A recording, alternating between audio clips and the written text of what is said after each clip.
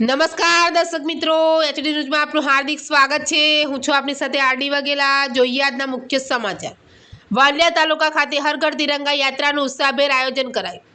ભરૂચ બુધવાર અભિયાન થકી નાગરિકમાં રાષ્ટ્રધ્વજ પ્રત્યે સન્માન અને રાષ્ટ્રપ્રેમની ભાવનાને વધુ પ્રબળ બનાવવાના હેતુસર સમગ્ર રાજ્ય સહિતના ભરૂચ જિલ્લામાં પણ વિવિધ સ્થળોએ તિરંગા યાત્રા યોજાઈ હતી।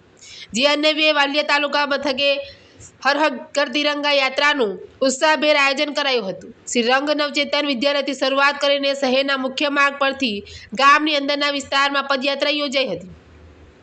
આ યાત્રામાં શાળાના વિદ્યાર્થીઓએ ભારત માતા કી જય અને વંદે માતરમ જેવા દેશભક્તિના નારા લગાવી સમગ્ર વાતાવરણને દેશભક્તિના રંગે રંગી દીધું હતું।